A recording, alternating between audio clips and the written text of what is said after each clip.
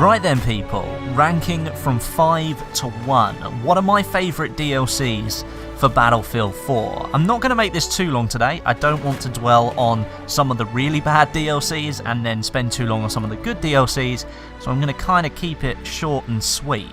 So starting at number 5, we have China Rising. Now this DLC was either bundled with the game, it came with premium. Depending on which version of the game you bought, you might have got access to China Rising, but overall, I wasn't feeling this DLC. It was too vehicle focused for me, and it kind of felt like it wasn't really finished. I mean, one of the big selling points of Battlefield 4 was Levolution, and these maps virtually contained none of it, and I was really disappointed. Some of the settings that were in there, Silk Road and Altai Range, really offered some good locations to put in weather Levolution, and they just didn't put it in, and I kind of felt like it was a wasted opportunity. It focused too much on vehicle combat, as I said. There wasn't enough infantry battlegrounds for me, with the exception of Silk Road, which on TDM is one of the better TDM maps out there. For me, this just wasn't good enough, and if I was going to buy Battlefield 4 again, I'd just steer clear of China Rising completely.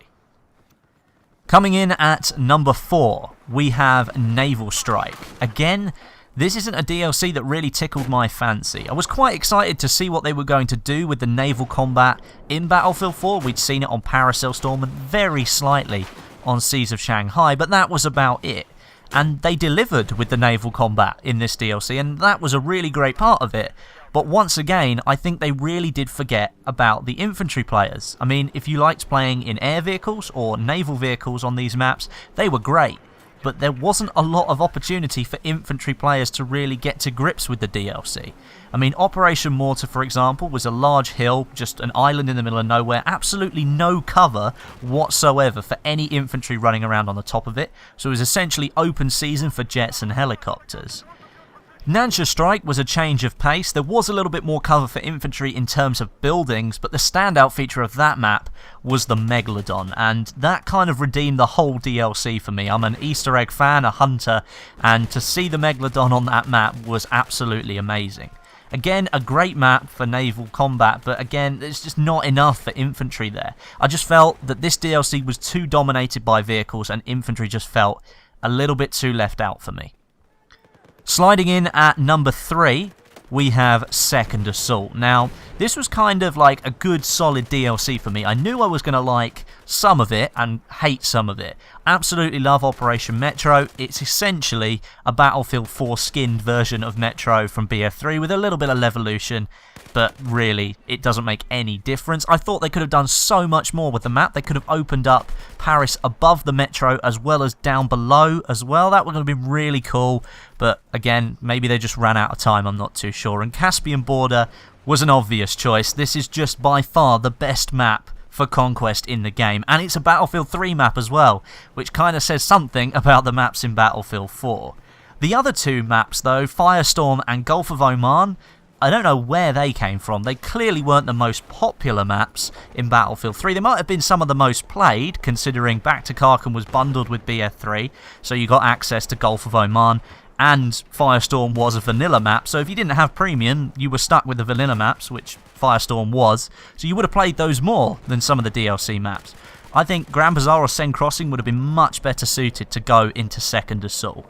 But that being said, it brought back some good memories to start with, and they are everlasting maps. You can go back to them all the time and still have a really good time on them.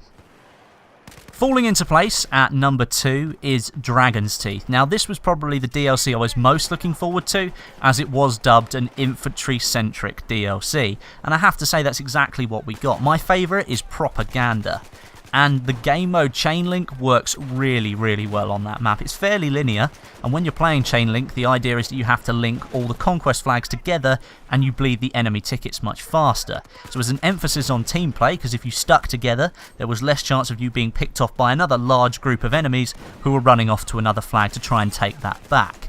And because it was so linear on that map, it meant you were always getting into a gunfight, which is what I really enjoy.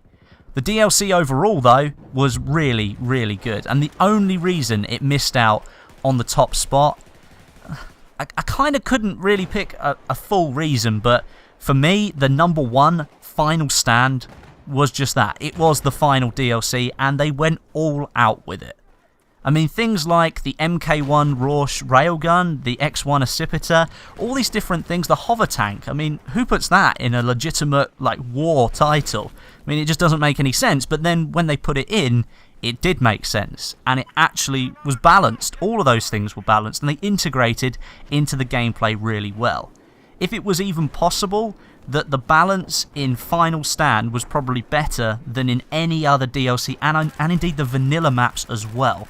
Because I think the balance between vehicles and infantry on Final Stand, there were specific zones just for infantry, specific zones just for vehicles, and I thought that was really, really good because it separated the play, but a vehicle could always get in there, or you could always have like a rogue infantry soldier running out with his RPG, so you were never really safe on those maps. Plus, the setting, 2142 prequel, I mean, who doesn't want to play that? That's amazing. The fact that they came up with that idea and put all that stuff in is really, really cool, because people have been clamoring for something like 2142 in the Battlefield franchise anyway, and we kind of got a taste with that in Final Stand, and that was really, really cool to see. But I think the number one reason that it's actually number one in Final Stand is we finally got the solution to the Phantom program, and that gave us access to the Phantom bow, which I'll admit isn't the greatest weapon in the world, but it does feel very satisfying to get a kill with a weapon like that, and ultimately it's the end of Battlefield 4. We've reached all the way through, and that was it. That is the end. Of course, there is more coming in the future now, because that's been confirmed that there will be more support for the game, but Final Stand was its intended finish, and that's the reason why it's number one. It's like a culmination of everything they've done through the last 12 months has come to a peak, and Final Stand is just that, my best DLC for Battlefield 4. But what do you think? I'm pretty sure you've got a slightly different opinion to me, so make sure you leave some comments today letting me know what you think. Maybe leave your top 5 down there as well, and then you can start having a debate with some people in the comments. That's what this video's for. But thank you very much for watching. That is the end of the video. If you could leave me a rating, that'd be much appreciated. But until next time, my name is Westy, and I'll catch you guys in the next video.